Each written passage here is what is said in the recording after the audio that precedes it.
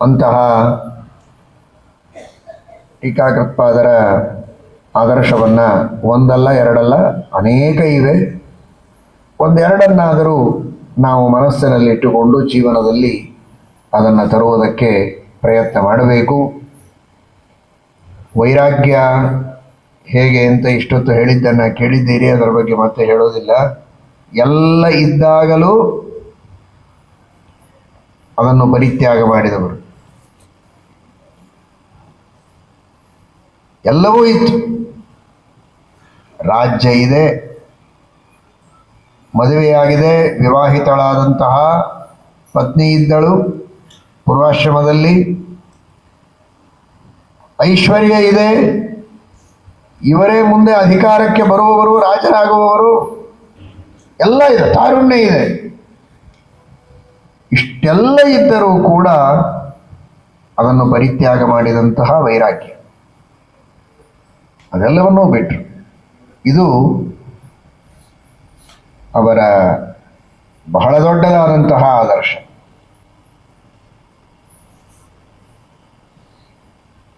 ಏನಿಲ್ಲದೆ ಇದ್ದಾಗ ಬಿಡೋದು ದೊಡ್ಡದಲ್ಲ, ಬಹಳ ದೊಡ್ಡ ಮಟ್ಟದಲ್ಲಿ ವೈರಾಗ್ಯ, ಆಮೇಲೆ ಸಣ್ಣ ಮಟ್ಟದಲ್ಲಿ ಆದರೂ ವೈರಾಗ್ಯವನ್ನು ರೂಢಿಸಿಕೊಳ್ಳುವ ಪ್ರಯತ್ನ ಮಾಡಬೇಕು. ಕಣ್ಣೆದರಿಗೆ ನಿಷಿದ್ಧವಾದ ವಸ್ತು ಇದ್ದರೂ ಅದನ್ನು ತಿನ್ನದೇ ಇರುವಂತಹ ಒಂದು ದಾರ್ಢ್ಯ ಮನಸ್ಸಿಗೆ ಬಂದರೆ ಅಷ್ಟೇ ವೈರಾಗ್ಯ. ತಿನ್ನದೇನೇ ಇರೋದು ಬೇಡ, ವಿಹಿತವಾದದ್ದನ್ನು ತಿನ್ನಬಹುದು. ನಿಷಿದ್ಧವಾದ ಪದಾರ್ಥಗಳು ಎಷ್ಟೇ ರುಚಿಯಾಗಿದ್ದರೂ ಕೂಡ ಅದನ್ನು ತಿನ್ನದೇ ಇರೋ ಹಾಗೆ, ಅದರ ಕಡೆಗೆ ನೋಡದೇ ಇರೋ ಹಾಗೆ, ಅದನ್ನು ಅಪೇಕ್ಷೆ ಪಡದೇ ಇರೋ ಹಾಗೆ ರೂಢಿ ಮಾಡಿಕೊಳ್ತಾ ಹೋಗಬೇಕು. ಧ್ಯಾನ ಮಾಡಬೇಕು ಅಂದರೆ ಒಂದು ವಸ್ತುವನ್ನು, ಚಿತ್ರವನ್ನು ನೋಡ್ತಾ ಇರಬೇಕು. ನೋಡ್ತಾ ನೋಡ್ತಾ ನೋಡ್ತಾ ಅದನ್ನು ಮನಸ್ಸಿನಲ್ಲಿ ಧ್ಯಾನ ಮಾಡುವುದಕ್ಕೆ ರೂಢಿ ಮಾಡಿಕೊಳ್ತಾನಲ್ಲ, ಹಾಗೆ ಇದು ಮನಸ್ಸಿನಲ್ಲಿ ಆ ವಸ್ತು ಬರಲಿ ಅಂತ ಪ್ರಯತ್ನ.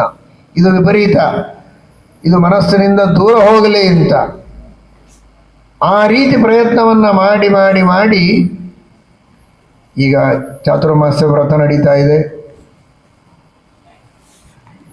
ವ್ರತದ ಪದಾರ್ಥಗಳನ್ನೇ, ವ್ರತದ ಅಡಿಗೆಯನ್ನೇ ಇಲ್ಲಿ ಊಟ ಮಾಡಿರ್ತೀರಿ. ಇದನ್ನು ಮಾಡುವಾಗ ಸಂತೋಷದಿಂದ ಮಾಡಿದರೆ ಸಾಕು, ಅದೇ ವೈರಾಗ್ಯ. ಬೇರೆ ಏನು ಬೇಕಾಗಿಲ್ಲ, ನಿಮಗೆ ಬೇರೆ ಬಡಿಸೋದೇ ಇಲ್ಲ, ಬಡಿಸೋದೇ ವ್ರತದ್ದನ್ನು. ಪ್ರತ್ಯೇಕ ನಿಮ್ಮ ವೈರಾಗ್ಯದ ಕೆಲಸ ಏನಲ್ಲಿರೋದಿಲ್ಲ. ಆದರೆ ವೈರಾಗ್ಯದ ಕೆಲಸ ಎಷ್ಟಿದೆ? ಸ್ವಲ್ಪ ಇದೆ. ಅದೇನು? ಸಂತೋಷದಿಂದ ತಿನ್ನಬೇಕು. ರಾಮದೇವರ ನೈವೇದ್ಯ ಕೋಟ್ಯೈಂದವ ಸಹಸ್ರೈಸ್ತು ಮಾಸೋಪೋಷಣ ಕೋಟಿಭಿ ಯತ್ಫಲಂ ಲಭ್ಯತೆ ಪುಂಭಿ ವಿಷ್ಣೋರ್ ನೈವೇದ್ಯ ರಕ್ಷಣ. 1,000 ಕೋಟಿ ಚಾಂದ್ರಾಯಣ ವ್ರತ.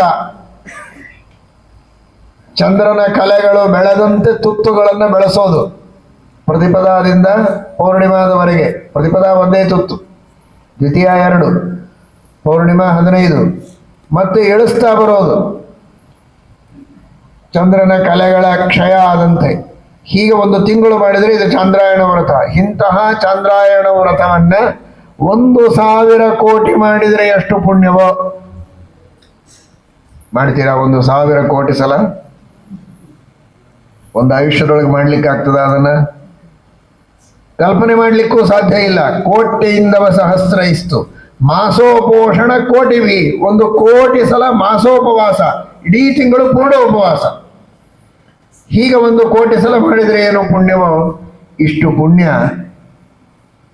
ಭಗವಂತನಿಗೆ ಅರ್ಪಿತವಾದ ನೈವೇದ್ಯವನ್ನು ಭಕ್ತಿ ಶ್ರದ್ಧೆಗಳಿಂದ ಅನುಸಂಧಾನ ಪೂರ್ವಕವಾಗಿ ಕವಲೇ ಕವಲೇ ಕುರುವನ್ ಗೋವಿಂದ ಸ್ಯಾನುಕೀರ್ತನಂ, ತುತ್ತು ತುತ್ತಿಗೂ ಆ ಪರಮಾತ್ಮನ ಅನ್ನ ಕೊಟ್ಟ ದೇವರ ಅನುಸಂಧಾನವನ್ನು ಮಾಡ್ತಾ, ಸ್ಮರಣೆ ಮಾಡ್ತಾ ತಿಂದ್ರೆ ಉಪವಾಸ ಮಾಡಿದ ಫಲ ಇದೆ ಅಂತ ಶ್ರೀಮದಾಚಾರ್ಯರು ಕೃಷ್ಣಾಮೃತ ಮಹಾರ್ಣವದಲ್ಲಿ ತಿಳಿಸಿಕೊಡ್ತಾರೆ.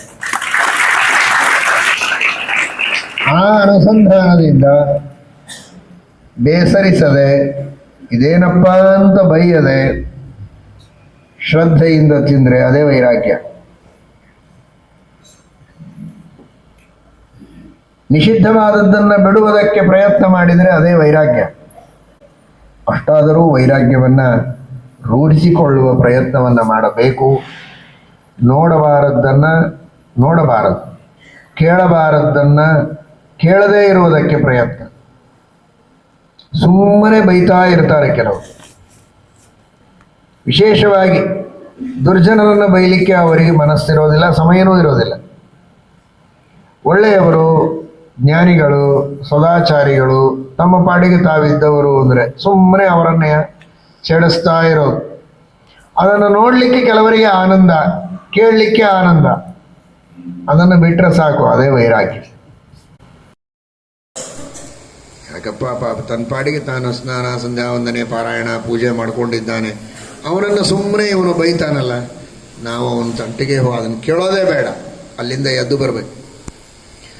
ಇನ್ನೂ ವಿಶೇಷವಾಗಿ ಜ್ಞಾನಿಗಳು, ಮಹಾತ್ಮರು, ಮಹಿತಾತ್ಮರು, ಪುಣ್ಯಾತ್ಮರು, ಧನ್ಯಾತ್ಮರು, ಮಾನ್ಯಾತ್ಮರು ಅಂತಹ ಸಜ್ಜನರನ್ನ ನಿಂದೆ ಮಾಡುತ್ತಾ ಇದ್ರೆ ಕರ್ಣವು ಪಿಧಾಯ ನಿರ್ಯಾತ್ಯದ ಕಲ್ಪ ಈಶೆ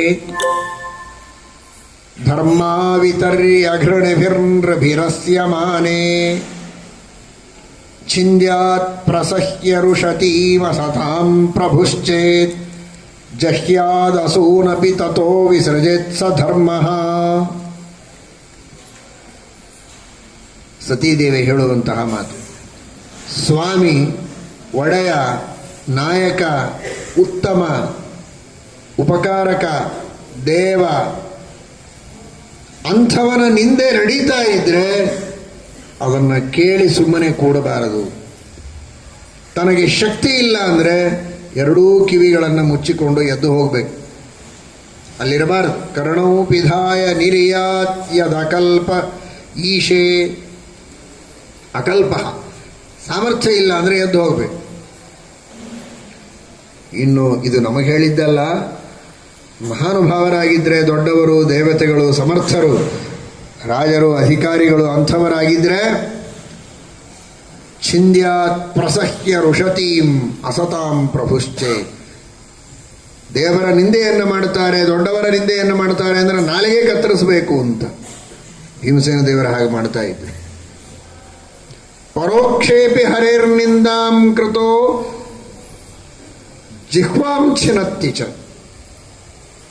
ನಾಲಿಗೆಯನ್ನೇ ಕತ್ತರಿಸ್ತಾ ಇದ್ರು ಭೀಮಸೇನ ದೇವರು.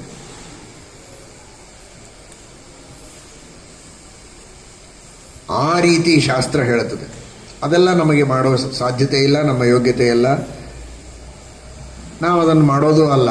ಆದರೆ ಕರ್ಣೋಪಿಧಾಯ ನಿರ್ಯಾತ್, ಇದು ನಮಗೆ ಸಾಧ್ಯವಾಗುತ್ತೆ. ದೊಡ್ಡವರ ನಿಂದೆಯನ್ನು ನಾವು ಕೇಳಬಾರದು.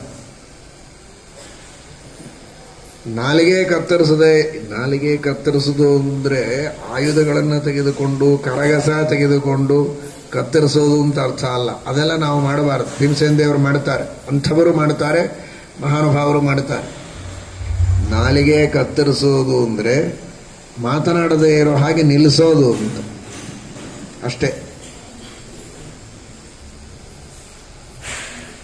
ನೀವು ಹೇಳ್ತಾ ಇರುವುದು ತಪ್ಪು, ಇದು ಸುಳ್ಳು, ಇದು ಸರಿಯಲ್ಲ ಅಂತ ದೊಡ್ಡವರ ಬಗ್ಗೆ ನಿಂದೆ ಮಾಡುವುದನ್ನು ತಡೆದರೂ ಅದು ನಾಲಿಗೆ ಕತ್ತರಿಸದ ಹಾಗೆ. ಅಷ್ಟೂ ಮಾಡ್ಲಿಕ್ಕೆ ಸಾಮರ್ಥ್ಯ ಇಲ್ಲ ಅಂದರೆ ನಾವೇ ಎದ್ದು ಹೋಗ್ಬೇಕು. ಮಹಾತ್ಮರ ನಿಂದೆಯನ್ನು ಕೇಳಬಾರದ್ದನ್ನು ಕೇಳಬಾರದು. ಹಾಳು ಹರಟೆಯನ್ನು ಕೇಳಬಾರದು, ವ್ಯರ್ಥವಾದದ್ದನ್ನು.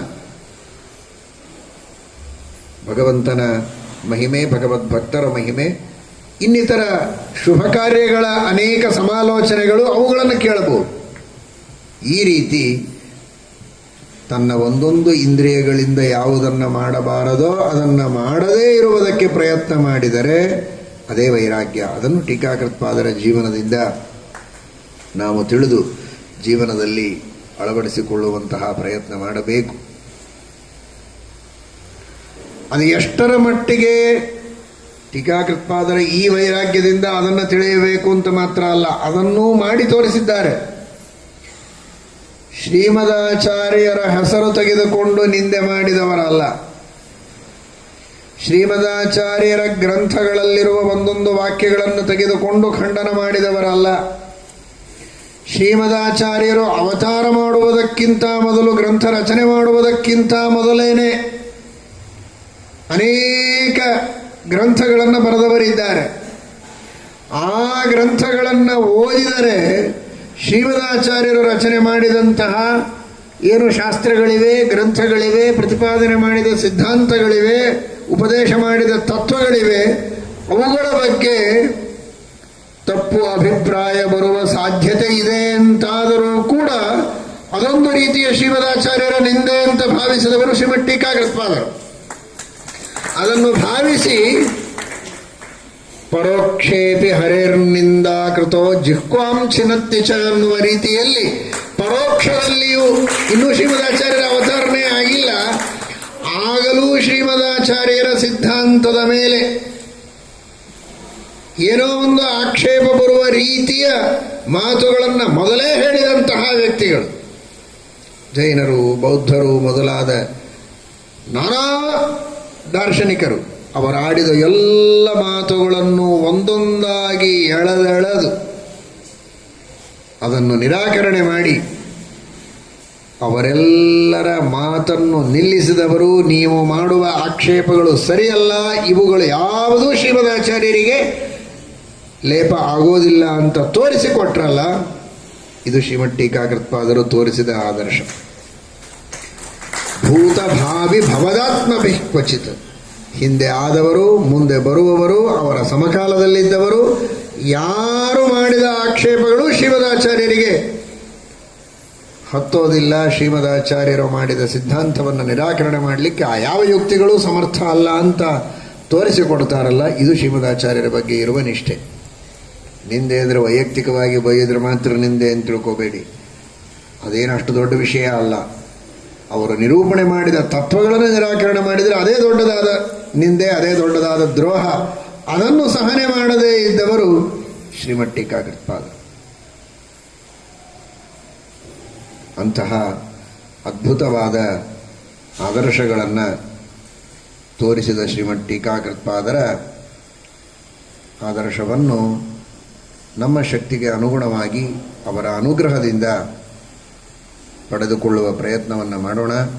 ಶುದ್ಧವಾದ ಜ್ಞಾನವನ್ನು ಕೊಟ್ಟು, ಭಕ್ತಿಯನ್ನು ಕೊಟ್ಟು, ವೈರಾಗ್ಯವನ್ನು ಕೊಟ್ಟು, ವಿನಯಾದಿ ಸದ್ಗುಣಗಳನ್ನು ನಮಗೆ ನೀಡಿ, ನಿರಂತರ ಅವರ ಶಾಸ್ತ್ರಗಳ, ಅವರ ಗ್ರಂಥಗಳ ಅಧ್ಯಯನವನ್ನು ಮಾಡಿ, ಶ್ರೀಮದಾಚಾರ್ಯರ ಗ್ರಂಥಗಳನ್ನು ಅಧ್ಯಯನ ಮಾಡಿ ಜನ್ಮವನ್ನು ಸಾರ್ಥಕ ಮಾಡಿಕೊಳ್ಳಬೇಕು. ಎಲ್ಲ ಕಡೆಗೂ ವಿಷ್ಣು ಸರ್ವೋತ್ತಮತ್ವದ ಸ್ಥಾಪನೆಯನ್ನು ಮಾಡ್ತಾ, ಎಲ್ಲರ ಜೊತೆಗೂ ವಿಷ್ಣು ಸರ್ವೋತ್ತಮತ್ವದ ಬಗ್ಗೆ, ಭಗವಂತನ ಮಹಿಮೆ, ಅವನ ಉಪಕಾರ, ಇವುಗಳ ಬಗ್ಗೆ ಮಾತನಾಡ್ತಾ ಅದೇ ಆಲೋಚನೆಯಲ್ಲಿ ಮುಳುಗುವಂತಹ ಒಂದು ಶ್ರೇಷ್ಠವಾದ ಯೋಗ್ಯತೆಯನ್ನು, ಅವಸ್ಥೆಯನ್ನು, ಆ ಸದವಕಾಶವನ್ನು, ಅಂತಹ ಸಜ್ಜನರ ಸಹವಾಸವನ್ನು ನಮಗೆಲ್ಲ ಕರುಣಿಸಿ ಶ್ರೀಮದ್ ಟೀಕಾಕೃತ್ಪಾದರು ಉದ್ಧಾರ ಮಾಡಲಿ ಅಂತ ಪ್ರಾರ್ಥನೆಯನ್ನು ಮಾಡೋಣ. ಹರಯೇ ನಮಃ. ಶ್ರೀಕೃಷ್ಣ ಅರ್ಪಣ.